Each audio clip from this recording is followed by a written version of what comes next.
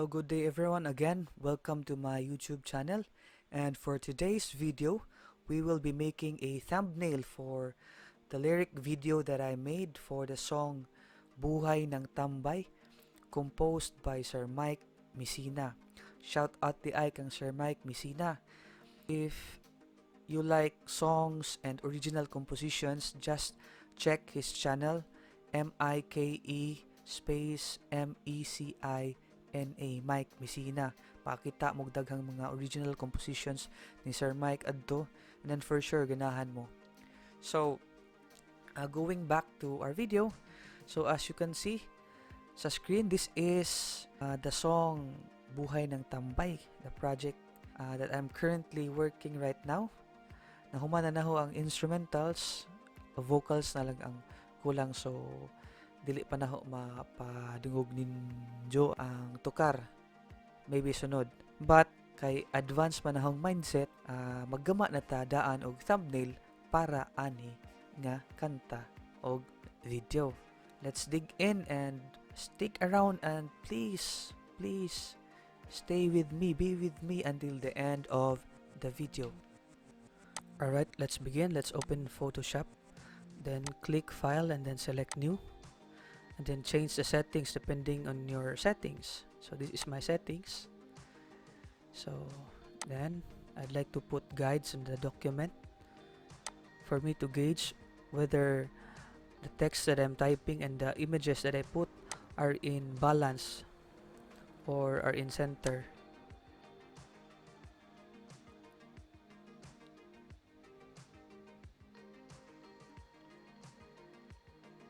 Now let's add layer, then select the rectangular marquee tool, and then let's cover the whole document with a rectangle.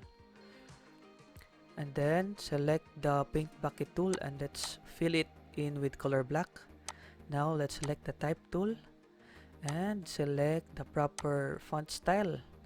And of course, since our background is black, let's change the font color into white for it to be visible. Let's type Buhay, then let's adjust the size. I'd like to type the words separately, so let's type another word, Tambay, then adjust.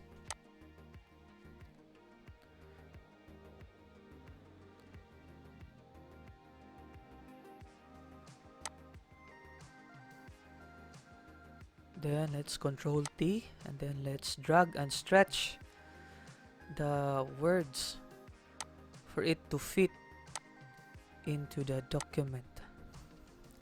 You can just stretch it and drag it to adjust.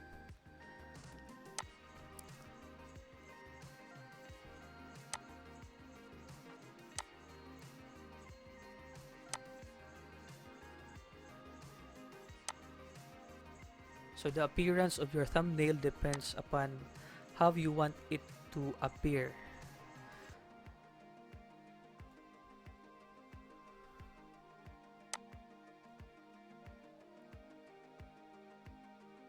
So now let's convert it to smart object. Let's highlight all the layers and let's merge it as one smart object. And then let's drag an image from my downloads. I've downloaded it from pixel.com. It's a free image, high resolution image. And then let's adjust the size here, and then let us drag it to the document that we are working. Then let's adjust the image so that it will fit into the document. Just Control T to adjust.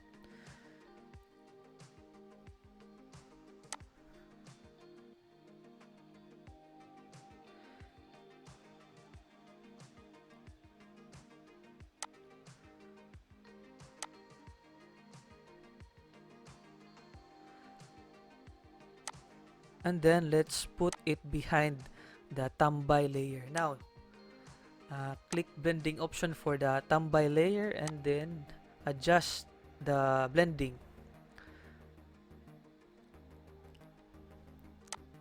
And then let's select the type tool, and then let's add the word nang. Then select another font style for it to be different from Buhay and Tambay. Then highlight, then adjust the spacing and the size.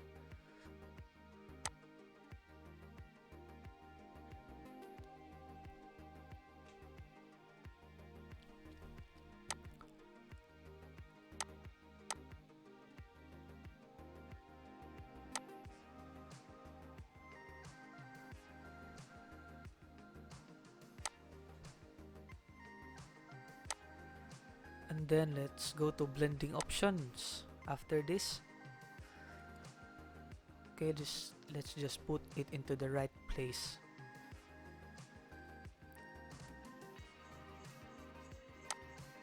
Okay, let's go to blending option and then make check the stroke and adjust it. Now let's type, of course, the name of the composer, Sir Mike Mecina. So let's select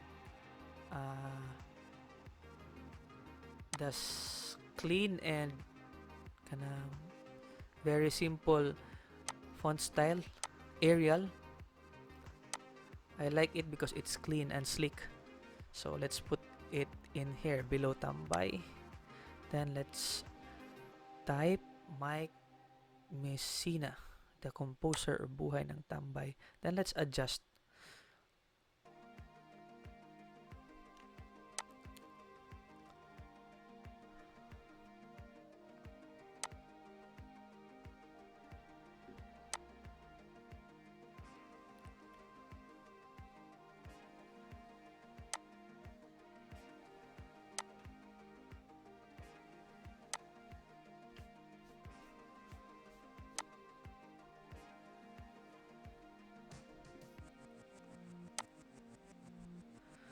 Then of course, let's include the name of my channel, One Bisaya Music.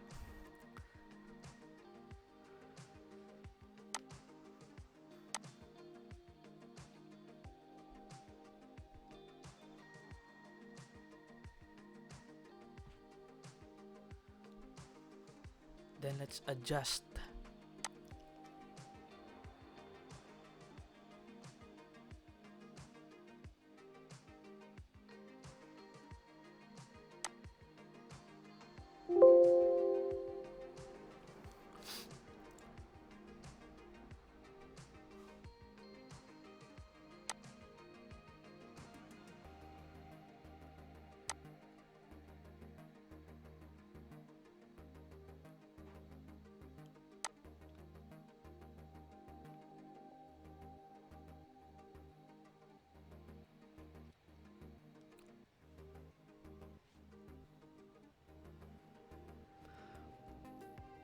So let's make it all capital.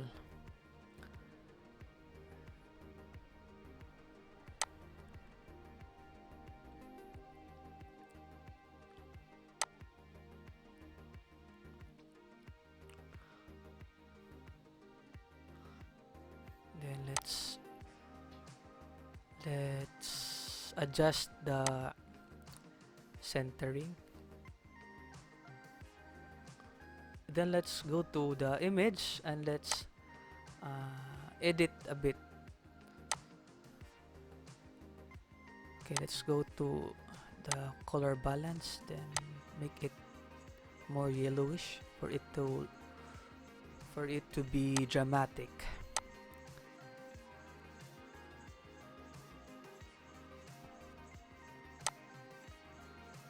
Okay, so I guess that's it. So let's just save it and then it's good to go. And we are done making the thumbnail for the lyric video of the song Buhay ng Tambay by Sir Mike Mecina. And if you like the video, please do not forget to hit the like button and of course, please subscribe to my channel. Thanks for watching.